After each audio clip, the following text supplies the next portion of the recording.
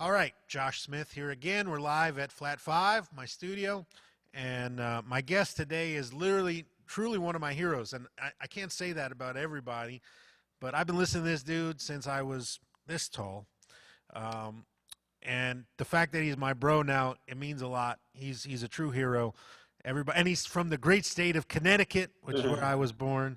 So everybody, welcome Blues Saraceno. Blues, dude, I love you, man, and thank you for doing this. Oh yeah, hey, I appreciate you. Honestly, I appreciate you thinking of me. So I've been obviously, like I think anybody in the current digital world, everybody's been keeping an eye on the Josh Smith, and it's been very interesting. I think my perspective's a little different because we've known each other for a hot minute there, and it's interesting to see you really kind of come into your own. Not only come into your own, but leave the pack. And I think that's it's an interesting.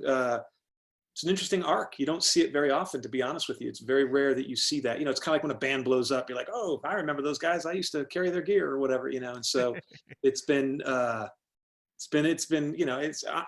personally, I like to see people do well. So I'm always kind of rooting, you know what I mean? Like, yeah, let's do this. And it's interesting to see you, kind of like walk. It's interesting. Like we've kind of walked a lot of the same paths, which I think is probably why our friendship is what it is, because there's based on a mutual respect. And it's interesting. There's very few people that kind of get to look at it from that aspect. So seeing you go through it and really kind of find your niche there it's I'm proud, dude. What can I say? It's awesome. Thanks, man. That's nice of you to say. So, dude, obviously, I heard about you for the first time in Guitar for the Practicing.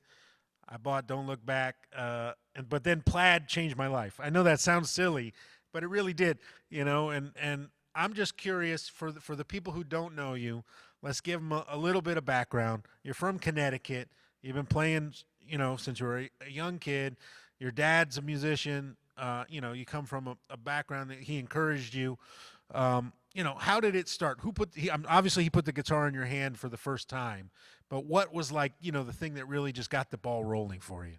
Uh, I mean, I think it's a multitude. In short, it was always around. Like, so in essence, there's pictures of me as a kid sleeping in the kick drum during band practice because it was just my parents were like these, kind of hippie, but kind of like hippie version 2.0. My mom, believe it or not, was actually a drummer. And if you want to hear the craziest story, I had seen my mom play drums and forgot it. And I remember at one point we were, at our house with my friends, we were hanging out, and my mom comes home with the big old holy Cadillac, because she bought it from a priest. It was a blue Cadillac. And so she's like, go help me get the groceries out. And so me and my friends, we get it. And there was a double kick Slingerland. It looked like a Gene Krupa type kit that was in the front. It's in our living room. And my friends were getting on it and playing it, and, and it was like, we're like, oh, that's so cool. And then my mom's like, you guys are making noise. Get out of here. You don't know what you're doing. And so she goes to shoo us away, but instead she picks up the sticks and she starts like obliterating the kit. And we're just like, oh, snap. You know what I mean? So it was stuff like that I kind of grew up around. But ultimately around 9, I think I just started picking up the guitar because my dad played. And once it took hold, it was a comfort thing. I just liked it. I enjoyed it. And it seemed to, I don't know. I don't know if it made sense per se, because it still doesn't make sense to me, but it was just a comfort thing. I kind of liked it. And so I just stuck with it. And it was funny, I started playing when I was around 9. When I was about 13, it was kind of locked in. That was the sound. And then from there, it was just really more technique. And then whoever was popular at the time would influence it. Obviously, if it was like a Van Halen or, then you'd go that route. Or then when Yngwie Malmsteen came out, everything was, we were all doing the arpeggios and the two-handed tapping. But for the most part, from about 13 on, it's just kind of set. It was like cement. Once it's set, that was it. It was a deal. Well, I mean, so that was a question. So obviously, we know what kind of music your dad liked. We know what your first name is. Yeah. So was that what you were hearing in the house most of the time before you started playing even? Uh, it was interesting. So the backstory to that was very simple. My dad, he did carpet, flooring and tile, and we were a blue collar household. That's kind of the deal. I'd work with them during the summers, and that's kind of where it was going. But my dad, he would listen. He had a crazy record collection. We would listen for everything from Minnie Riperton to like Iron Maiden, Peace of Mind. So like, you know, I'd literally be like, you know, it'd be summertime because there was no school. All of a sudden, click it, tick it, tick it, click it, tick it, tick it, tick it, tick it, tick it, tick it, tick it. And there, you know, you're like, holy shit, you know. And it was AC/DC, Johnny Winter, Allman Brothers were big. All, you know, all the blues stuff that was the like, you know, like James Cotton, 100% Cotton, like that was my version of the blues. I never got, once I hit blues version 2.0, that was harder for me to kind of absorb because I just got so used to the, you know, to the raw context. So when they slicked it up, it was different for me. Like for example, there's the Blues Brothers movie, which I thought really had a charm. Then there was the Blues Brothers 2000, and I was like, no, maybe that's a hard pass for me. Yeah. You know, so you know, Pat Travers, Deep Purple, a lot of rock stuff, but also a lot of there was also a lot of my mom played a little bit of the boogie woogie piano, so there was always that stuff, and just kind of everything. And so that which interestingly enough, I mean, obviously anyone that's watching this, you know, is probably more aware of me as a guitarist. But the crazy part is I never really thought of myself as a guitarist. I was always just a musician. And honestly, when I was 15, I got a chance to make a guitar record, and I was living in my parents' garage next to a coal bin, you know, and which was great. I had my own, it was a great setup, but it was just a chance. It was a way out. So I just took whatever door opened and ran through it. So I don't even really, you know, I think the guitar was the thing I was the most unique on. And I think it's probably my best skill set is on the guitar, but I honestly feel personally my strongest overview, which is harder to quantify, is as a musician. And that's kind of the interesting. And I think that came from maybe the earlier listening to all that music in the morning. I'm not. Well, okay. So you said you're 15 and you get a chance to make a guitar record. I don't Yeah. know this story. So how did that come about? The guitar for the practicing and all that stuff. How did Oh that yeah. I mean, I've get told them happen? so many times and I'm so long winded. I hesitate to even tell people any story because they've all been around. But in short, so here's what ends up happening.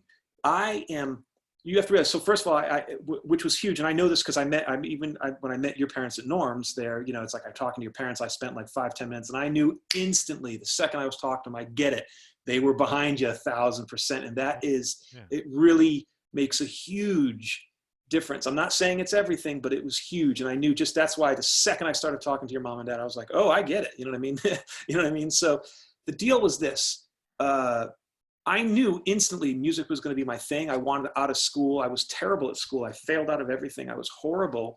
And it wasn't that I wasn't bright. Not that I'm that bright in general, but the school thing was so bad because of just my lack of interest in it. Honestly, I wanted out of it. Every fiber of my DNA did not want to be there. And I knew it. So I knew music was going to be my thing. So in short, what happened was my dad played music. They'd let me get up and jam with him when I was young. I'd get up and do Johnny Be Good, you know, and when I was small, I was really small. So you got this, you know, you got this little kid and all of a sudden, you know, it's like, and people are like, holy smokes, you know, and so it was a big deal, you know, and so it went over well. It was novelty for a minute, you know, because I was little. Then I grew up and I wasn't so little. And then you had to really earn it at that point. But Yeah. so what ends up happening in short was this. I had a problem. I had a very hard time finding people to play with because I latched onto it early. So like I said, by the time I was 13, I was good to go at that point. Yep. You know, the problem is I couldn't get anybody at my age that had locked onto it that early. So I was forced to play with people that were much older. And the dilemma there was, listen, if you're playing in a bar band, I'm not even legal enough to be in there.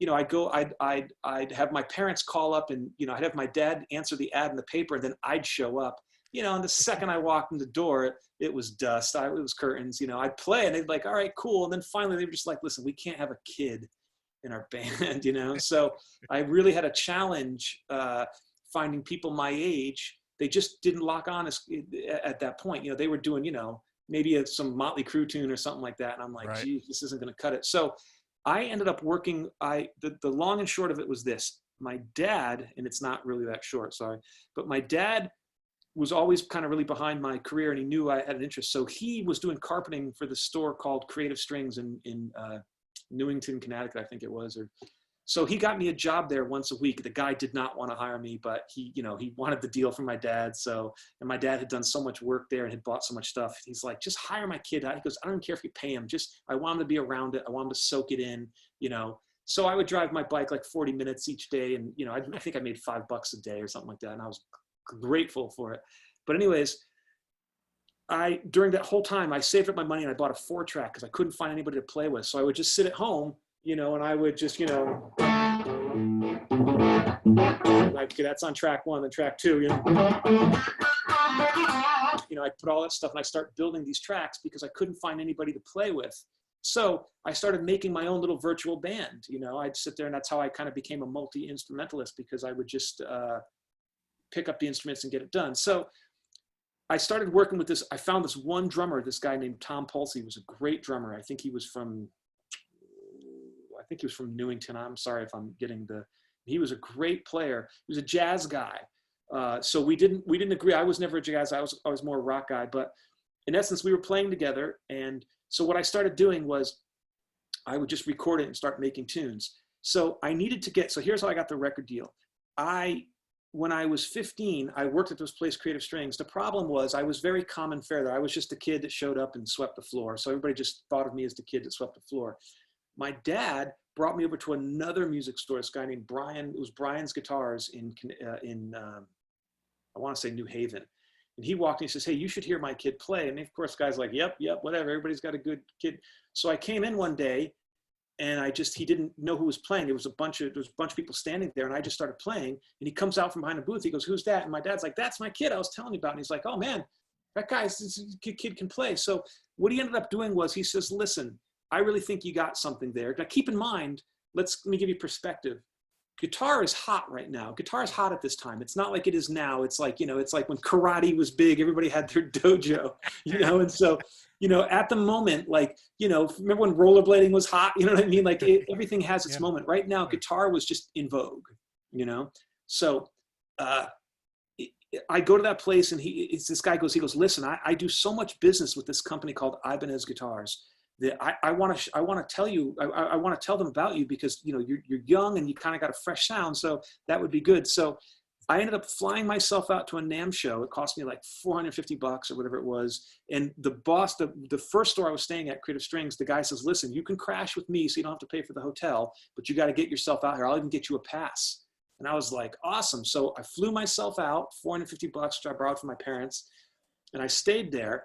And it was my first time at a NAMM show when I was 15. And so it went like this. It was Friday. It goes Thursday, Friday, Saturday, Sunday. But I came out on a Friday, and I had an appointment with this guy named Rich Lasner at Ibanez on Sunday. And so it went like this. So of course I got 2 days to kill. So I go to a NAMM show, and keep in mind, I was little, So I'd go in the booth and I'd start playing, and people were like, people would gather around. So it was like, they were loving it. So they're like, dude, come back to the booth. And so I realized after about 2 hours of this, I would just go from booth to booth playing, and people would stop, and it was like this big deal. But I realized I'm just filling their booth. I'm not walking out with anything, So after about a day or two, I was a little disheartened. I was like, oh man, I can't believe I blew all that money, and we didn't have any money. I mean, dude, that was like robbing the coffee can style to get out there. But on Sunday, the last day, I went to go meet Rich, and I was nervous, so I didn't bring a pick. So I was just, when I played, it was like, I just was doing all that, all the stuff with my fingers, because I just forgot a pick. Now, keep in mind, this is when it's all, everybody's doing the two-handed stuff, and they got the hair. And so I'm the fool that shows up with no pick, doing all this chicken picking stuff, which I just, panicked because I didn't have a pick. And he loved it. He was like, man, that's finally, Jesus Christ, I've been listening to everybody goof around this whole show. Finally, somebody shows up and it's different. And he goes, and so I said, well, hey, I'd love to get an endorsement from you guys. And that's when I started realizing the business end. And what they said was, Rich was a really nice guy, was real awesome. And he says, here's the deal. He says, you don't really have enough for me to give you an endorsement right now. Endorsement works both ways. You need visibility. Once you get visibility, then you're using our product, and then it makes sense. I can justify sending you a guitar or whatever if you have a deal. So I didn't have a deal then. But he says, I'll tell you what. He goes, I really like the way you play, so I'm going to send you a guitar. He goes, do me a favor. And I said, hey, I'll make you, I came up to him and I said, I'll tell you what, I'll make you like a demo tape. I'll demonstrate the guitar, and you can send it away. You can send it around to your different dealers. And he's like, dude, that would work. So, you know, I kind of took the initiative a little bit and I kind of gave him something to work with. And so about a week later, an RG 550, a white one, showed up, kind of like just their base model, you know? And let me tell you, that was like fucking Christmas, man. That was like when you know how it is when you get the new guitar. I was like, so, so what I ended up doing was I took this guy, Tom Polsey, I went in my garage. I used a Clarion at the time. It was pre-Tascam. I did a Clarion 4-track and I made a song. And I just demonstrated, man, I was swinging for the fences on that thing, you know? And I sent it to him. And I get a call about a day later. He's like, dude, that's great. He goes, I can send this to some of my dealers. He goes, do me a favor. Can you make another one? And I'm like, yeah, no problem. You know, and I'm thinking, this is great, you know? So I do a second song, you know, and I'm now, keep in mind, I'm putting a lot of work into these. By the second song, I'm kind of like, man, I kind of feel like, man, whew, this is turning into a thing. And so I sent him the second song and he likes it better than the first one. And I'm like, awesome. So he says, hey, can you do a third song? And at this point, I'm kind of like, man, I'm kind of earning this free guitar here, you know? You know. So I do the 3 songs and they start circulating. And so the part that you asked me the 8 hours ago was that those 3 songs ended up circulating kind of throughout the industry. And this guy named Steve Blucher over at DiMarzio heard the tape because I was using his product, you know. The guy, Rich at Ibanez, sent it to Steve. Steve heard it.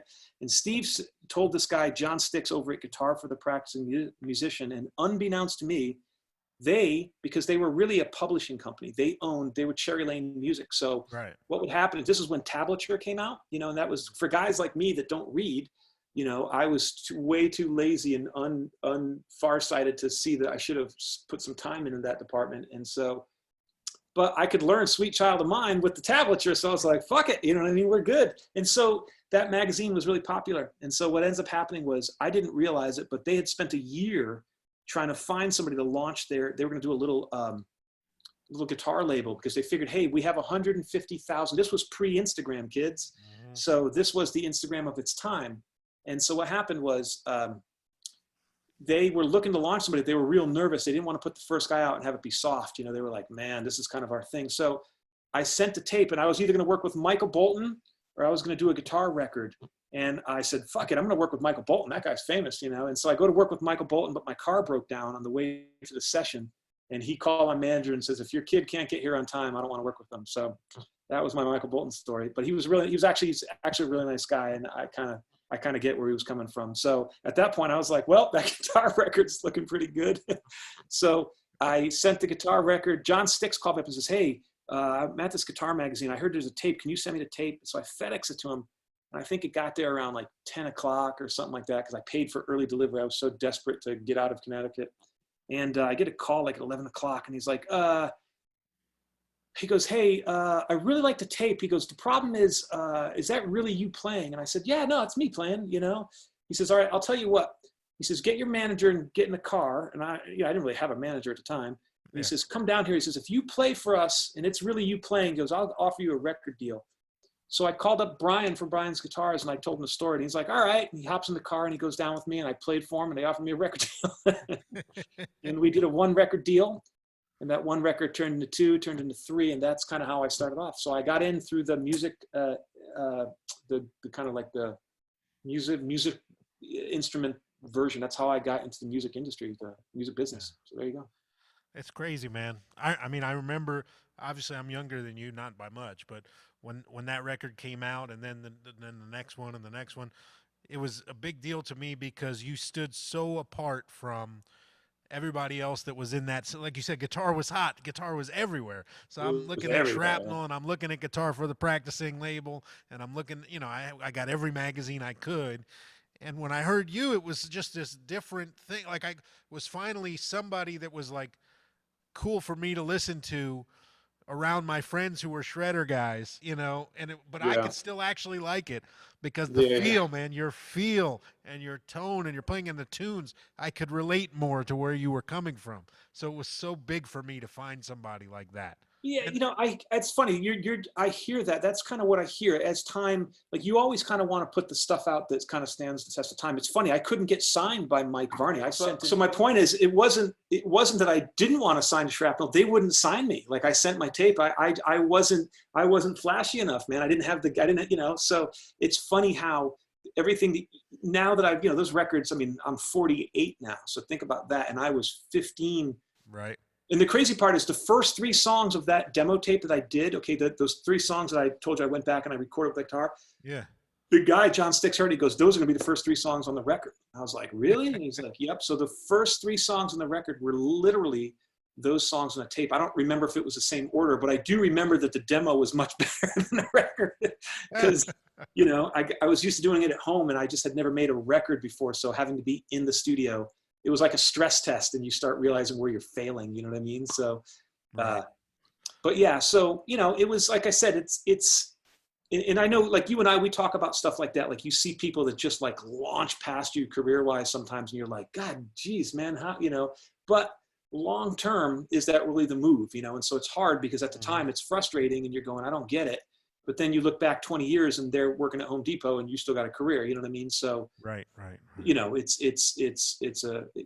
interesting. So, Well, dude, okay, so then the records come out, you have success, you're all over the guitar magazines, and people are making signature guitars, and you're doing clinics, you're doing this and that, and then you get these calls to do like some of these crazy gigs, right? yeah. Uh, including, I mean, we can't not at least mention playing with Ginger Baker and Jack Bruce. Who initially called you for that? Oh man. If I recall, and honestly, I mean, my memory kind of just, I just, it's been such a crazy ride. I mean, I got to be honest, anybody that wants to get in the music industry, call me directly and I will pretty much talk you out of it on the fly. And it's been good. It depends who you are as a person, but for me, it's just been crazy. So some of the things I kind of don't remember 100%, but I believe if I recall correctly, John Sticks, who was the gentleman that was the head in chief of Guitar for the Practicing Musician, he also kind of like would co-produce a record with me. That was kind of the deal. He's like, hey, I'll do it, but I want to kind of have my hands in it, which was honestly, I liked John a lot. I really do. It was hard for me because I just had such a particular vision. To have anybody alter that vision was honestly, I struggled with, we would butt heads on stuff and I'm like, man, I just don't hear it that way. And, it was like, I'll give you a perfect example. What do you do? Like when we wanted to make the record, I wanted to use the guy, Tom Polsey. I really wanted to use him because we had we actually kind of butted heads because he was kind of more of a jazz guy. I was more of a rock guy. So we even would like butt heads artistically, but we had a vibe going. And I remember thinking he is, I mean, I'm sure you can look him up. I think he's a producer now. He's done very well. But I remember wanting to use him for the record. And I remember John saying, hey, listen, we're going to use this other guy, this guy, Joe Franco, who's phenomenal. And I'm actually grateful I got to work with Joe because Joe's fucking outstanding. But the point is, as a 15-year-old kid, you want to kind of stick with your buddy. You know what I mean? But his point was, he's saying, hey, listen, your buddy doesn't have enough of a rep to sell many copies. This other guy is a professional, renowned drummer. We're going to go with him because he's got a rep, and I got it. But it's still, I had to go to his house. I had to go to this guy's house on Christmas Eve and say, hey man, this isn't going to happen. That's a tough scenario to be in. So welcome to the music industry. But how I got the gig with Jack and Ginger was John Sticks knew the management company with Jack Bruce. And so what was happening was I remember going to SIR. They were holding auditions in Manhattan at SIR. And here it's the craziest, like totally like it's like a Quentin Tarantino out of the book story, but they were auditioning everybody. All the top studio guys wanted that gig because I didn't realize kind of at the time how big it was. I was like, Van Halen guy or a Guns N' Roses guy or I was kind of wanted to be of that moment. I was very of the minute and I wanted to be in a band with, big hair and girls everywhere. It was going to be fun, and I wanted to be in a band that had guitar as a forefront where I could really kind of do my thing because keep in mind, guitar is in vogue right now. And so I wanted to shine, so John calls me and says, hey, listen, I've heard about this audition. He goes, it's, they're doing, it's closed auditions. They're they're bringing all these heavy hitters. But, he says, the guy knows me and I sent him a copy of the tape and they're willing to come listen to you. I mean, you can get a spot. And I said, okay. And I was doing a photo shoot at the time. I was with DiMarzio Pickups and I was in, I want to say, Long Island or Staten Island, I forget, to be honest with you, wherever the DiMarzio was at the time. And I was doing a photo shoot, and I remember I had my hair like, I had it like mohawked up, and I had like, you know, almost kind of like, it was huge, and it was like a blue mohawk, and I was doing this photo shoot for a catalog or something like that. And I get to call that day, and they're like, okay, the auditions are going on now, but you got to get down there. So I had to cut the photo shoot short, and I hop in my car, some crappy ass Dodge, you know, who knows what it was, some, you know, a Dodge Lancer, that's what it was. And so I drive into Manhattan. Of course, the day I drive in, the president's in town. So I get about maybe 2 blocks from SIR, and it's gridlock. Like, I'm locked. And so I'm stressing out. I'm already like an hour and a half late. There's no cell phones. This is like horse and buggy style, you know? And I end up like, I think like 2.5 hours late to this audition, and everybody is over it. Like, I should have, as a matter of fact, I think Michael Kaplan, the president of Epic, was there, because I think this was his baby. And Jack was there, and I didn't know any of the songs, and I was late. And I was just showing up at that point out of courtesy, just because I was already so late. I had to show up at least to do it.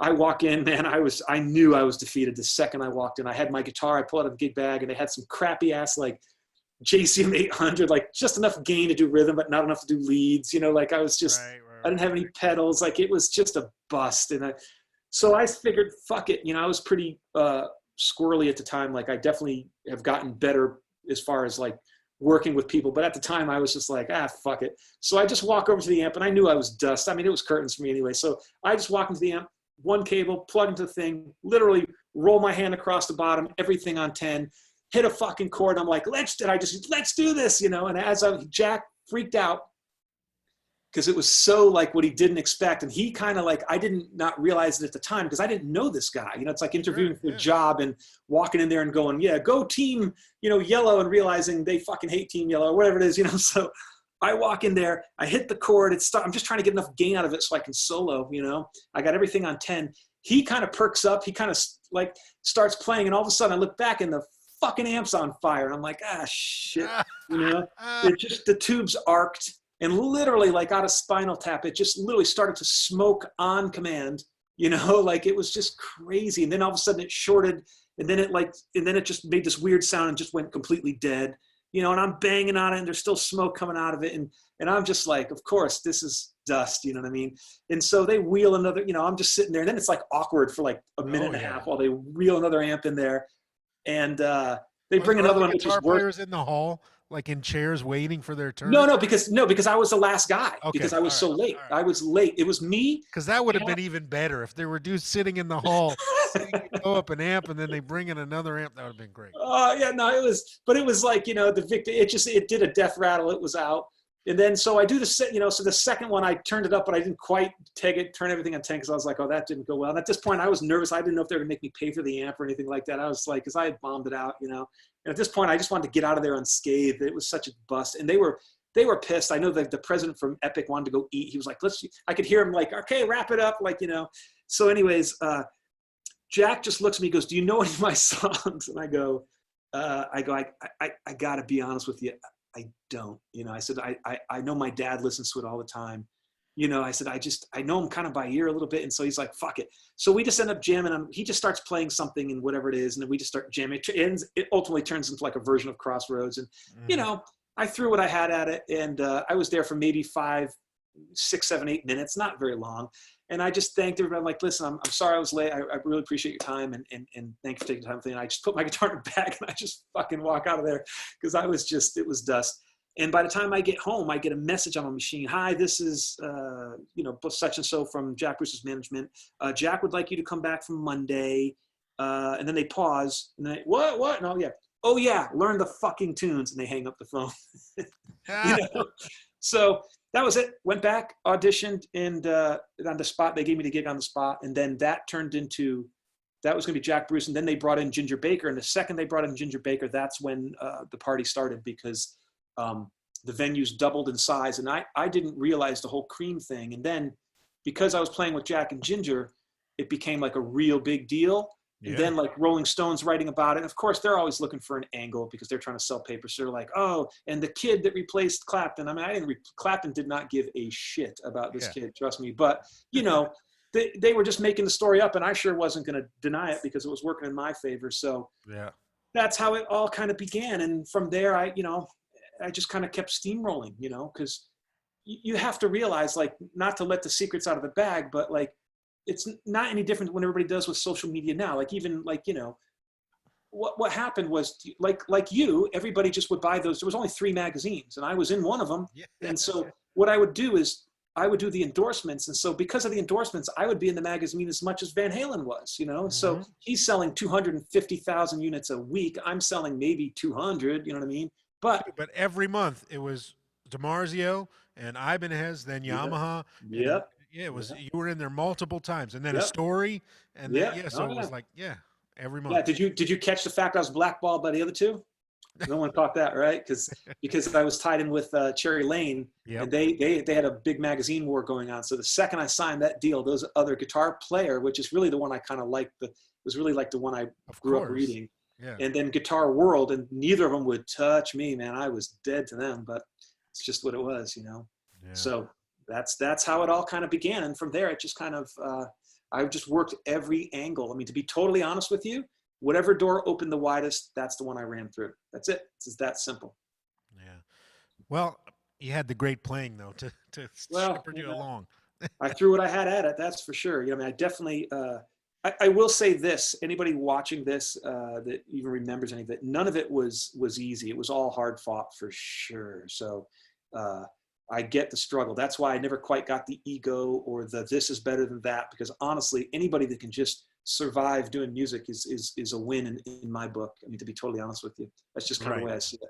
You're right. This is a hard business, and It's rough. you have to really want to do it. I mean, it's the only reason we would do it is because we love it so much, and we don't have a choice. We have to do Yeah, this. I mean, that was the deal.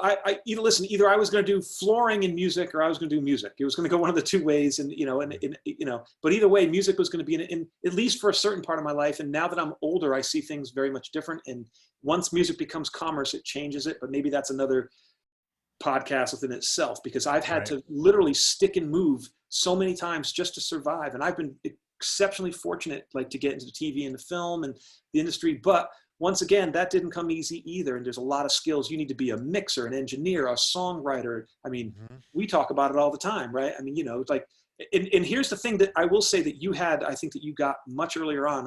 You sang. That was epic. I can't tell you.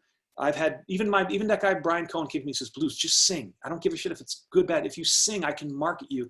In my own ego, just didn't want to do it because I felt I had something unique to offer as a guitar player, and I did not as a vocalist. And I was looking at it all wrong. I should have done it differently. I regret that I didn't start singing much earlier.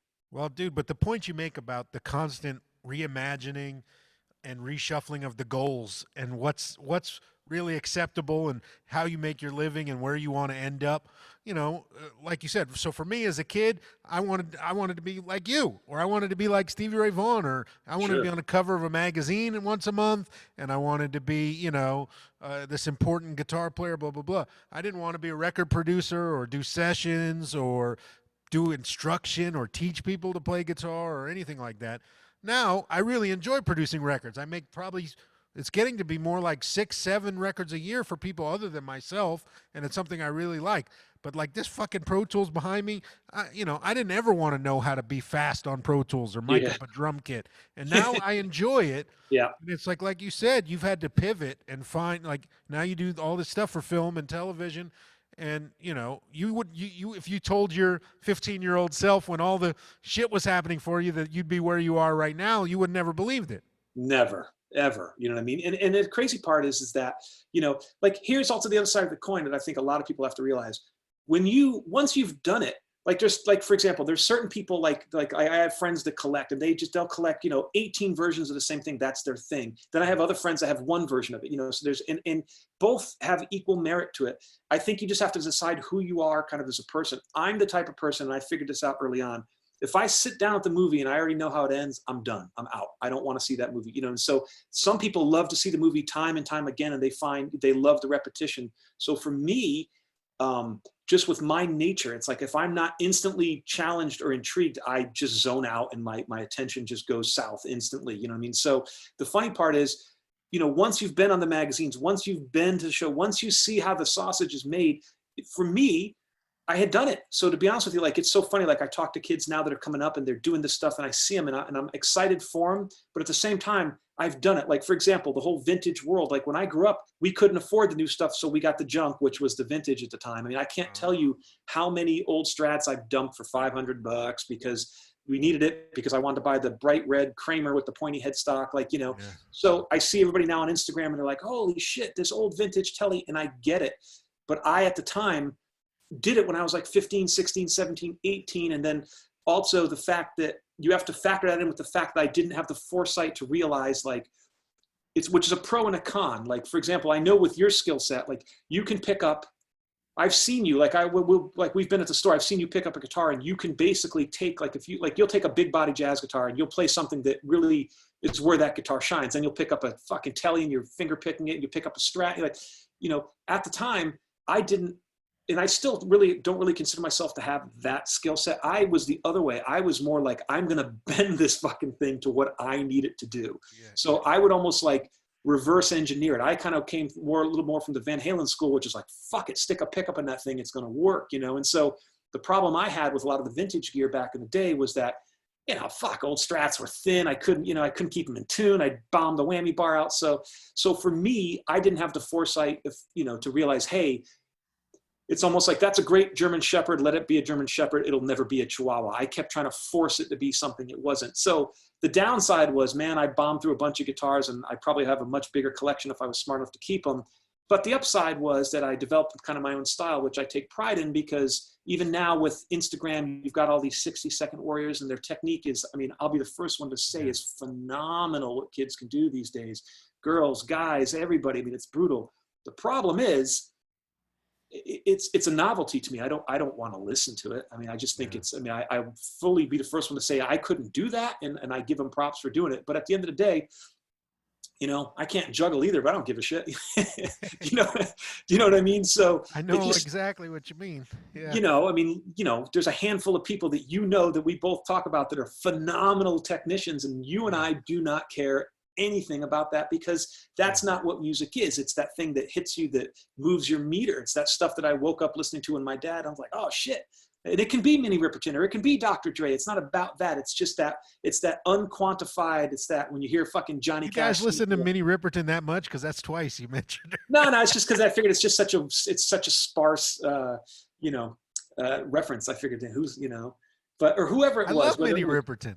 Yeah, Joan Baez. It was all good. I mean, it was all, my dad had good ears, meaning whatever it was, he had an ability to find the real good stuff. Like, it wasn't the country now where it's like fucking, you know, all fucking gloss and glitter. It was the real deal country that was legit, you know, the cool, you know, when you've got all the cool guitar players playing those old tellies, really banging on them hard, like, it, you know, or whatever. It was Doc Watson. Like, my dad would play Doc Watson. Like, I'd wake up listening to fucking, I mean, you hear that guy play, and you're like, after that, I start hearing other guys, and I'm like, fuck these guys. Or I'd listen to Jimmy Smith on the B3. I love B3. B3 is the shit, dude. You know, it's incredible. I hear that guy play. It's like, I could listen to that shit for hours. As a matter of fact, I tried to hire him for my 30th birthday, and I just never followed through on it. That'd be awesome. At a roller skating rink, I wanted to have Jimmy Smith play as I roller skate around on my 30th birthday. But seriously? That's what I was going to do it, but then I think I got a job, and I just never did follow through. That would have been all right. Well, that's a good transition into our 10 questions. So, oh my God, you got more questions? Haven't I talked your ear off enough? I got the 10 questions. All right. Okay, good. Hit me. So the number one is, when you started learning and playing, what was the first thing that when you learned it, when you got it down, you were so proud of yourself, but not only that, it really like set that hook. Like, you can't believe you figured this out. I'll never do anything else for the rest of my life. This flipped the switch. Okay, I can't remember the lightning bolt moment. I'll be honest with you, I can't remember. Maybe Johnny Be Good or something, like, because I always liked the shuffly that, you know.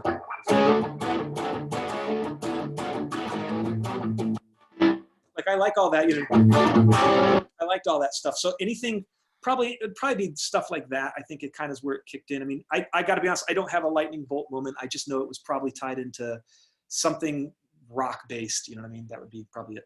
Okay. Well, then what was the first solo from someone else that you ever learned note for note?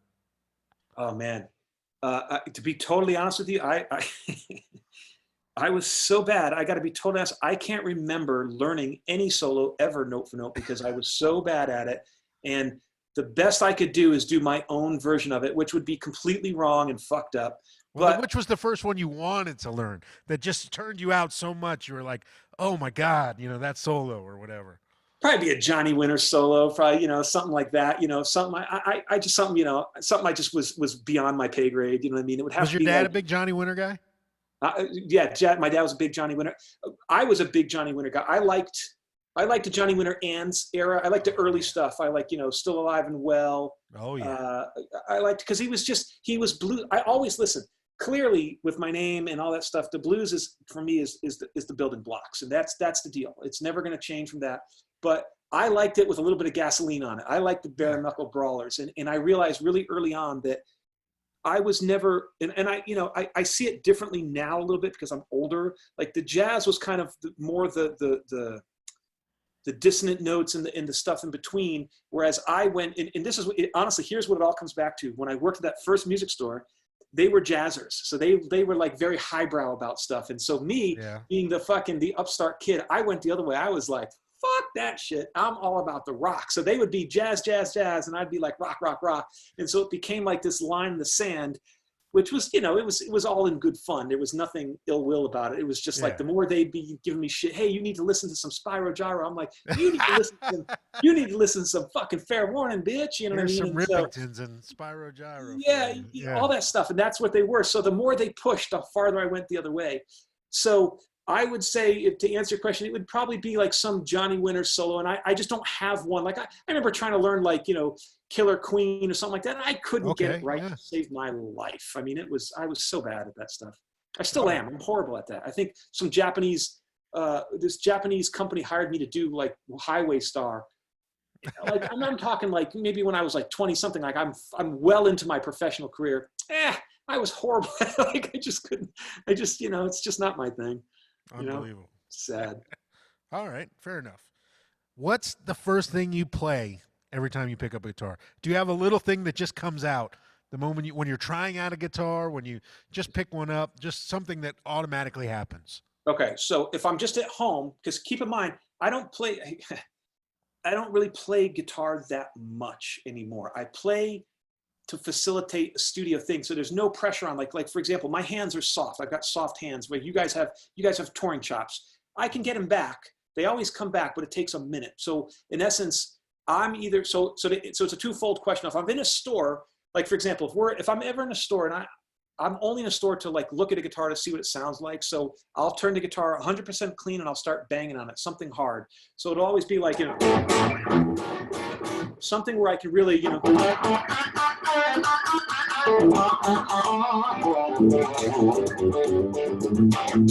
something where I can really dig into the guitar and hear it, because I know exactly what I'm looking for. I'm never in a store to play for the fun of playing because it's always awkward and there's always people looking. Always. And the downside is once you've done a record or two, like Josh Smith from 16-year-old Josh Smith can go in a store and people are like, oh my God, who's that? Josh Smith now, with the rep you have now it's a different game. Now people are like, oh, Oh, dude, it's terrible. You pick up a guitar with fucking 8s on it for me, and I play 13, and it's set up and it has no frets, and you go to play and you could barely play it, and everybody's looking at you like, hey, listen to that. Yeah, or take a video too, and it's totally. like, dude, I can't even play this guitar. Dude, or totally, they pick out the fucking phone and they're like, hey, hey, can we just get a little clip for our YouTube channel? You're like, oh man.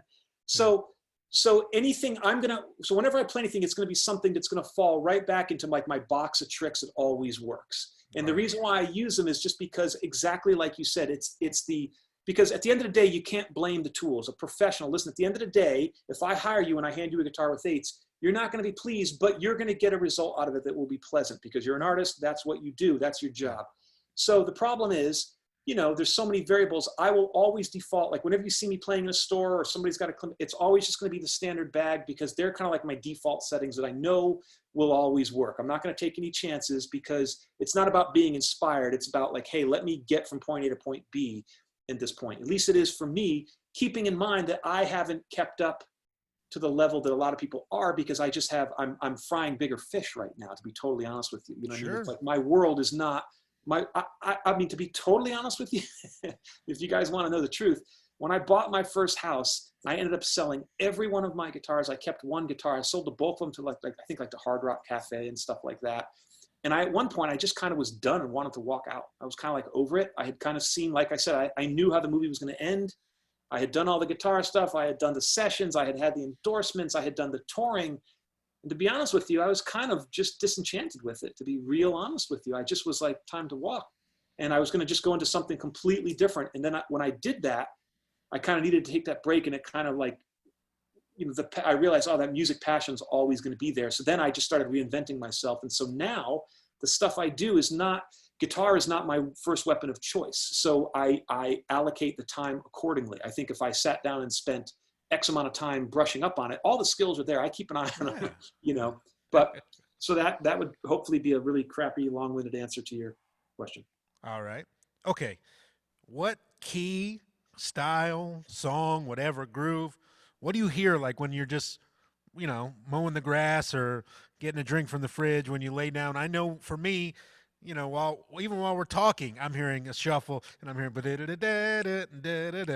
I'm hearing something swinging. It's probably in B flat most of the time. What do you hear when you've got nothing happening? What kind of narration do you have going on?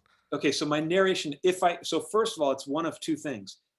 So hopefully it's nothing, and I'll tell you why. Because I'm inundated with music all day. I sit in front of those monitors. I'm always working on a project. There's never a day where I'm not. So to be honest with you, if I'm having a good day, I kind of hear nothing. To be totally honest with you, that's the best. Because it's, once again, if you make pizzas for a living and you come home and there's pizza on the table, you're just a little less excited about it. So the other part to that question would be, I will probably end up hearing whatever project I'm immersed on. Meaning, for me, I'm almost like, consider it like, the best analogy I can give you is like a method actor. Like if I'm working on, let's say, a punk rock project, I need to be breathing, living that world. I need to be submersed, because as simple as you think punk rock may be, it's not. Do you know what I mean? To be a real deal, just like people hear rap and they're like, it's just an 808 and some rapping. It's not. You know what I mean? It's really, so the second part of that question is, I'm either listening to whatever's on my plate at the moment is where I'm at. And the third part of the question, which is probably the part you want, is it would definitely be a shuffle. And as far as a key, I don't really think keys, because I'm untrained. I'm not a trained musician. So I just go with whatever sounds good and probably whatever I'm most comfortable playing on the guitar. So I don't. But you always gravitate to A, though. I hear it when you pick up a guitar. It's either A or E, just because I have twice the choice. E is easy because I have all the, you have all the, or, you're up there. So it's just by default. I mean, I probably wouldn't go to like a, C or something like that, because it's like that weird in between, that half fret, you know what I mean? So, but you also have to realize the way I look at guitar is probably pretty basic compared to like the way you or a lot of people look at it now, because once again, you guys, here's what it feels like to me. It feels to me like kids today, when I say kids, meaning whoever's taking up guitar at the moment, it feels like they're born with the playbook, if that makes sense. Do you know what I mean? Whereas I didn't have the playbook. So I just kind of scattered. And here's the downside and the pro. Picture it like this.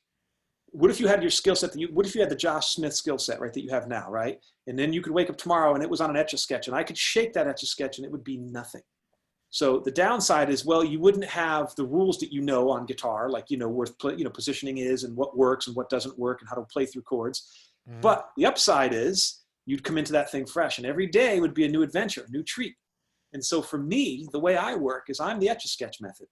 I kind of purposely didn't learn certain things, and I kind of do it. Now there's a downside. It makes it a much slower process, but every time I come in, it's fresh, it's new, it's different. And that, to me, it kind of feels like the David Bowie school of, hey, we're going to really immerse ourselves in this and try that. So I can't tell you which one's better or worse, depending on what you want. It's just the way I do it. So that's probably a little insight to how I always approach everything. And I've been doing it that way since the beginning. I just start from scratch. I don't use templates, if that makes sense in life. I just kind of keep going.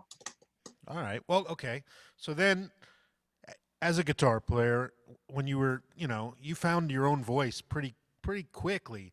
Was there a moment when you felt like you unlocked something and you knew you had found your own voice and you need to go further down that path? Like, was there something that like you learned or stumbled upon and you were like, I need to develop that. That's me. I got to find me, and this is it. I'm finding it now. I'm going to go further that way. Yeah. So basically, my answer is no. The crazy part is this: I've always just had this innate feel for what I think sounds good or doesn't sound good, and it's a curse, to be honest with you.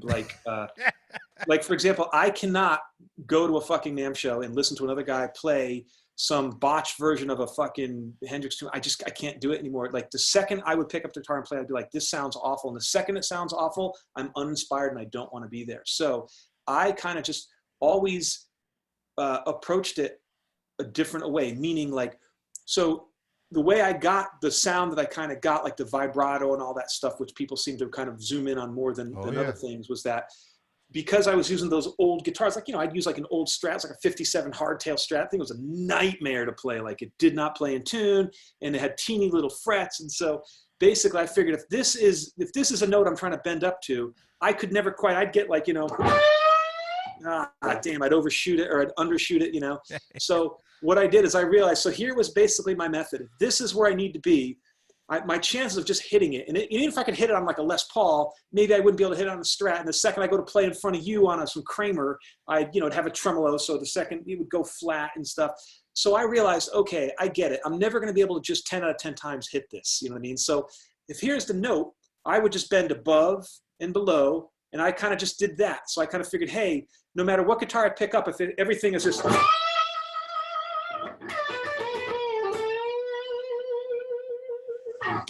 I think you went dark, Dan.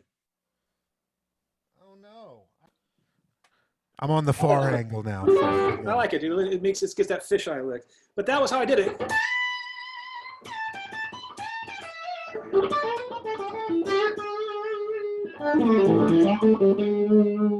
Your vibrato is ruling now. Dude, in all fairness, that just came out of because I got tired of walking in stores and tanking it. You know what I mean? So before that, it was just, and then once I started getting into it, then I started building on it. So then I realized, well, because I was kind of wild by nature, just kind of, who I was a little bit because I was just kind of, was younger and just didn't. So I kind of would put that to guitar. So then I started doing all the overbending. So rather than just, everything was like, so I started doing, and then with the bends, what I started getting was like I was like, man, I can get like 4 notes out of each bend. This is cool. So then I start doing the, I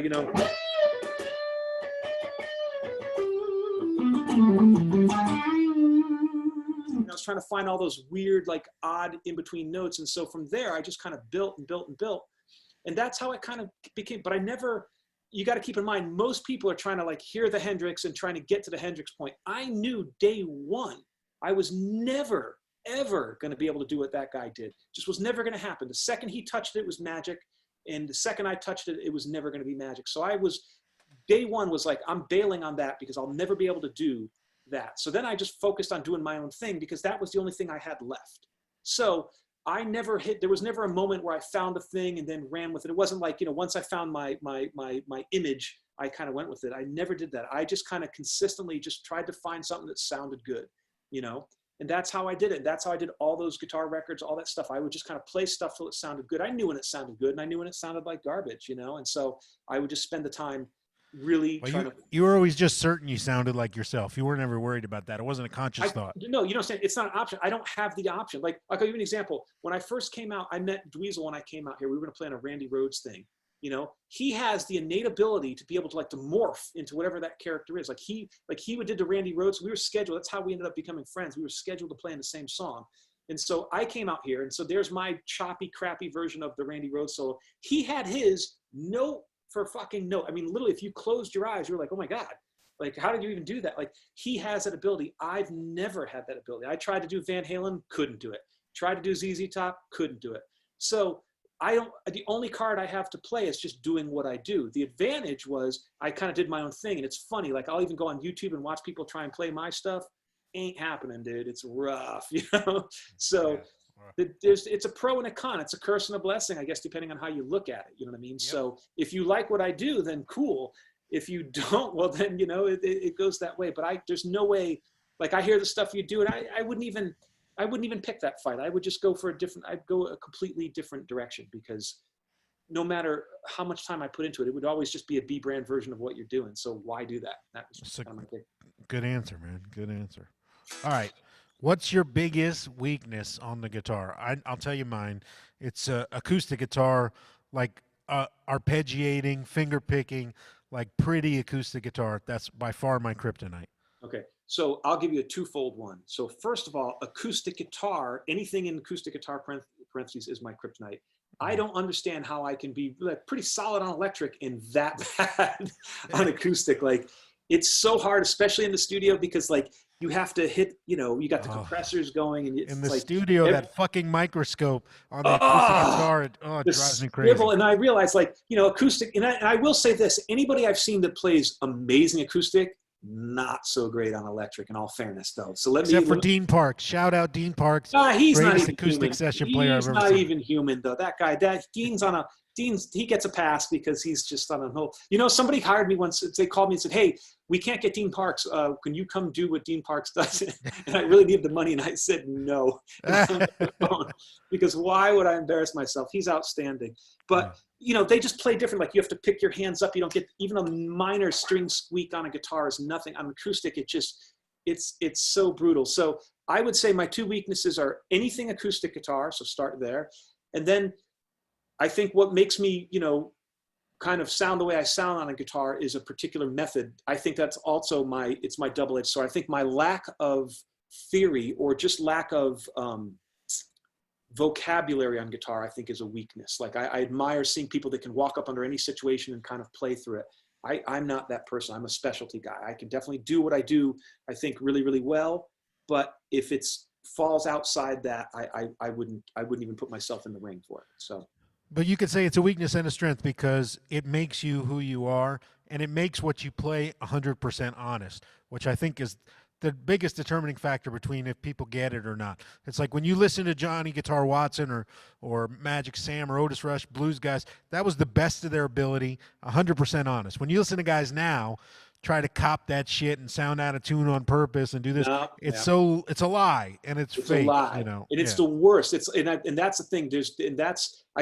Funny. My dad was the guy that was like, listen, he says, you got to pick a lane, dude. You know what I mean? You can't be Johnny Virtuoso in this lane and then trying to, bang it out the blues over here. He says, you got to pick one. So I kind of found like a hybrid lane, but you're 100% right. There's nothing worse than I see the guys. It's like wearing fake jeans. Like, I don't get that. Like, just if they're Yeah. not like, if you didn't put the wear on them, why would you want to wear them? I don't get it. You know what I Yeah, mean? I'm It's with like you. getting credited for something you didn't do. And so it is. I mean, I think you just nailed it on the head. To be totally honest with you, either you are or you're not, and you can't be both. You got to pick one. You know what I mean? It's like Yep. these guys like, well, I'm great at everything. Yeah, but you don't really move the needle. You know what I mean? So it's kind of like, Yep. yeah, I guess it is. It's like, well, it's like IKEA furniture. It looks good, I guess, you know, but Yeah, until you screw the screw through it because yeah, it's so or you cheap. spill a drink on it and it puffs up. You know what I mean? And you're like, or you go to sit on the couch after 3 days and you realize there's no foam. Whatever it Yeah. is.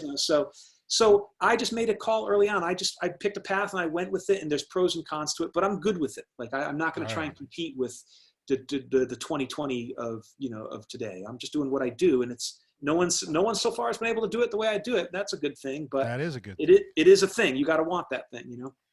All right. Who's a huge influence on you that people would be surprised to hear? Like someone that had a big influence that is from out in left field. Jimmy Smith keyboards. Okay. All right. Yeah, I see. I wouldn't have picked Jimmy Smith, but I Not didn't know shuffle. that. It's that shuffle feel. It's always most people look at it's that it's that hop, it's that pop, it's that shuffle along. That to me is the whole show. It's The what, shuffle is the greatest thing in dude, American music. the It's the shuffle. greatest. And here's the best part. If you want to clear a room full of girls, play a shuffle, man. They are out. I mean, it's so crazy, but everything to me is, even when I was doing, even on the early records, there was always that swing, that thing. Either you had it or you didn't. You couldn't Dude, think teach about it. what's the first time you saw Satch on MTV? He's playing a frickin' shuffle or a Shuffle, boogie. right? You know who did? Like, You know who had that down? Now I'll never forget this. I did at the time. Didn't get how great Ginger Baker was as a drummer, because at the time my head, I wasn't there. It's like for example, I told you a story when I went and played Les Paul and we had him sign a 59 Les Paul, Yeah, and to me it was just fucking Les Paul doesn't have a tremolo. What am I going to do? You know what I mean? Like I would have traded that guitar for a Jackson on the spot. I was just, man. so yeah, because I just, didn't know any better and it didn't suit my purposes at the time. But the crazy part is that the shuffle it's not the notes you play, it's almost what you don't play, and it's how you, it's that swing, it's that slip, it's the slide. That's the grease. That is for me what separates the big boys from the big girls, or the big girls from the big, whatever, however it works there. You know what I mean? Absolutely. You know, and I think a lot of players overlook that. I think a lot of people are always like, yeah, Van Halen with his rhythm. Yeah, everybody's hip to that. Dude, It's Van Halen plays shuffles, lots of them. You know what I mean? shuffles. How My about favorite Z? Fleetwood Mac song is a shuffle. Dude, Journey, shuffle. Every Motown song, half of them are shuffles. My favorite one. You know, it's like, shuffles. that's my shit. Yeah, It is, but yet you can't. It's funny, in modern music, there's no shuffles, so it's no interesting, shuffles. which is okay too. Listen, I'm all for things moving on and trying different things. So I'm a shuffle guy at heart. That's kind of why I liked, you know, that's kind of like, for example, early ZZ Top. You know, all that stuff was Oh all God, yeah. shuffle. You know, he just had that. You know, Yeah. which was an interesting point you brought up. Like, I'll give you an example. Like, we were talking earlier about bands and writers. Here's the deal. You had a ton of Southern rock bands, but you only had one ZZ Top, because those boys wrote the tunes. You know what I mean? They had the songs. And I'm not talking about when they got fancy in the MTV era stuff. I'm talking about the early stuff. They had, you know, whereas a lot of other bands, you want to hear a great band, there's a band called Point Blank. And there's a record called The Hard Way. It's got a bolt and a screw on the cover. Those guys, Southern rock, and it's got a song called Thank You Mama Live. Oh my, I heard that record. I've stolen so much stuff off that record. You know, you can go on YouTube. I couldn't get it for years. A friend of mine, this guy, Ron Scaleri, he ended up bringing me a copy, because I told him in passing I like it. You go back and listen to that record and it will all come into focus. You'll see where a lot of that stuff got borrowed, you know. So a guy named Rusty Burns and Kim Davis, I think, were the two guitar players. Great guitar players. They're a very good yin and yang couple, and they both have that shuffle. So check it out. Nice. All right. Would you rather have a great guitar and a shitty amp, or a great amp and a shitty guitar? 10 days out of 10, great amp. Yep, 100%. I'm with you. Yep. But that has not been everybody's answer so far. So it's been Well, interesting. you got to get new friends, dude. It's I'm not with even you a question. 100%. I Not can even be a in my question. comfort. I could be in a more comfortable zone with a good amp and a piece of junk guitar than I can't be in a good comfort zone at all with a terrible amp and whatever guitar. It doesn't matter. So here's the deal. Remember I told you at one point I just sold all my guitars because I was just done with it. Yeah. So of course when I wised up and realized I'm not done with it, I'm in for life, you know, I had to go do sessions. So I would go down to Guitar Center, I would buy Squire Strats for $99, and I'd put stickers on the headstock, and I'd roll into sessions, and you know, I'd play them, and the producer was like, "God, that thing sounds great. What is it?" I'm like, "Oh, it's a really special guitar." "What is that guitar?" At the end of the session, I just give them the guitar. So I only had $100 into it. You know what I mean? And so, and then they'd be all excited, and then they'd get home and realize it was a fucking Squire. You know what I mean? And so I did that for years, because it doesn't, you know, and to be honest with you, listen, we've had this conversation, you know, I've heard you play on, you know, we've sat in guitar stores where, you know, a couple $100,000 worth of guitars, and we've played around in junkers. It really, to be totally honest with you, it really does not matter at all, to be quite honest with you. I mean, the guitars, it does as far as comfort. And listen, I don't play my Ernie balls by mistake. They're Right. I feel they're some of the finest new stuff out there. And, you know, but let's be honest. I mean, you know, I'll pick up any guitar, like, you know, you know, somebody gave me a Charvel in the corner. I'll play that if you want to hear it. It doesn't sound any different to me. You Right, know, it yeah. just all sounds the same. You know? Yeah, and there's certainly the personal aspect of what are you personally more comfortable with, you're going to play better. Sure. But, you know, that's, again, yeah, you give me any guitar and my rig, my amp, and my pedals that I'm used to, I'm You're going to give good. you a better performance Yeah. than my guitar and a crate with Yep. solid state reverb and, you know, like, yeah, 100%. Amps are totally just like speakers are overlooked. No one thinks to think about Dude, speakers. speaker's the last thing in the chain. It's the Dude, last thing before your huge. ear hears it, you know? Huge. And Huge. people don't think about it at all. They just Nope. keep whatever comes in the amp. They don't even know. It's crazy. All right, dude. What keeps you? I mean, I know it's your family and paying the bills and work. But what keeps you like motivated to try to like grow at your craft? So maybe it's not as much playing as it used to be for you. Maybe now it's learning new ways to write songs or learning new production methods. But what keeps you kind of pushing forward?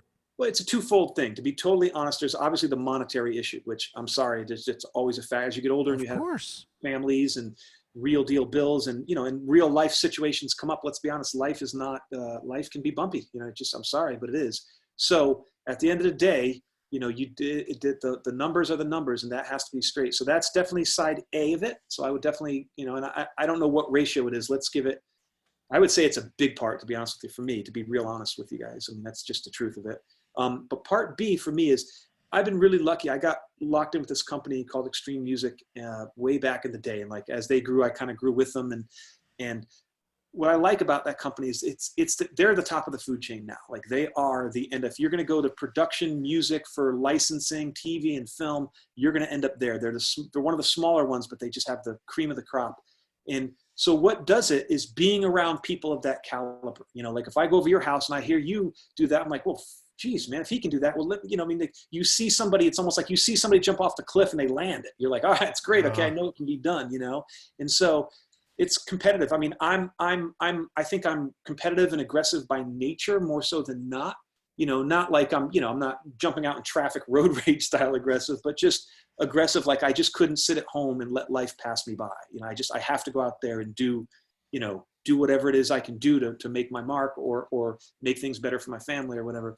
But part of it is being around people that are at the top, and it makes me want to be better. I see people around me. It's like, you know, they elevate me. You know, when I see people like yourself, when I see people like, you know, like we were talking, like we've always talked about like Eric Gales. I know you just did a record with him. I mean, you know, that's a dude that's just naturally gifted. You know what I mean? You see him and you're like, geez, you know what I mean? But you see it, you know, it can be done. So you want to take part of it. You're like, well, if he can do that, you know, I should be able to do something like that too, even though you're never going to be able to do what he does, but you know, it can be done. You know what I mean? And obviously it feels like, at least watching it, seems like it just comes effortless to him. I don't know if it does or doesn't, but it's partially both. I mean, he's put in the work without question, yeah, and he's grown, dude. He's grown tremendously over the last 20 years as a player compared to where he was when he first came out. So he's put in the work, but of course, he's got something special in here. He's got, but I mean, he's always had it. I mean, we talked about that back in the day. I remember seeing when he was playing with his brothers. I'm like, who is this guy? Yep. You know what I mean? Like, it was bananas. Well, I'll just say I know we made the best record of his career, and I'm excited for people to hear it. I'm a fan. You know what I mean? I'm a fan of all parties involved, so I'm quite excited. You know, and I know we've talked about, like, you know, this is, you know, make a record, it'd be cool like this, you know, because we just, you know, we can't help but look at it from a producer point of view, and I'm quite excited. I know it's, you know, I know if you're excited about it, then it's gonna live up to the hype. And I've talked to a couple people about it. Word's definitely out on it. So hopefully, you know, hopefully it will do well for him. I want to see him make that arc. I want to see him get the record. Dude, we were very invested in, because we love him. Yeah. So we put a shit ton of effort, honestly, I believe it, into the project, and I think it paid off. Like, it worked. We're really excited, actually. It's still, I mean, literally, we just did it over the last 10 days, so it's not done. We still have some things to do, but it's hard pretty to damn excited about it. Yeah, I'm sure. But like, as we've discussed before, it's like you can take two great people, put them in a room. It doesn't, sometimes it almost counteracts itself. It's weird. Music is a fickle mate. You know what I mean? It's very, very interesting how that stuff goes. But yeah, I'm excited. You know, want to hear him shred it up, do his thing. All right, dude. Question 10. Yes, hit me. Where do you want to be in 5 years, man? I just want to be happy, to be honest with you. I mean, if we're all, you know, if I'm good and my family's good, I'm a simple guy that way. I don't. Is there a part of the business of music or something where you want to be and you're not yet? Like a goal? Is there something you want to learn? Yeah, well, listen, I mean, to be totally honest with you, I feel like I'm a student of it every day. I don't ever feel like I waked up and have it ironed out. I feel like, man, there's so much room for improvement. You know, I'd like to be farther down the train financially would be obviously great, and doing well and having, you know, that much more of a back catalog and doing well. I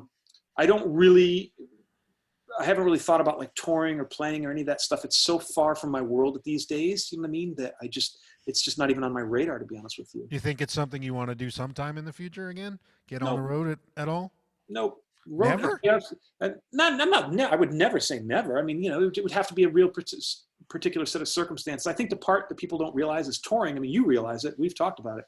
Touring is rough. It is hard. It's dangerous. You know, I mean, you're sitting on airplanes and you're going, how many moving parts are in this thing?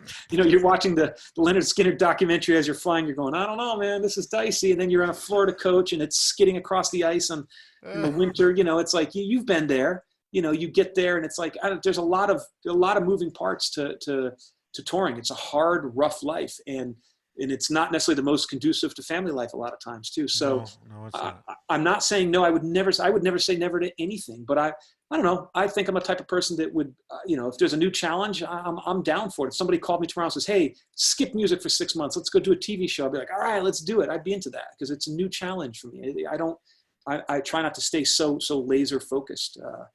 Whatever is exciting is where you got me. You know what I mean? So that's what I would do. Man.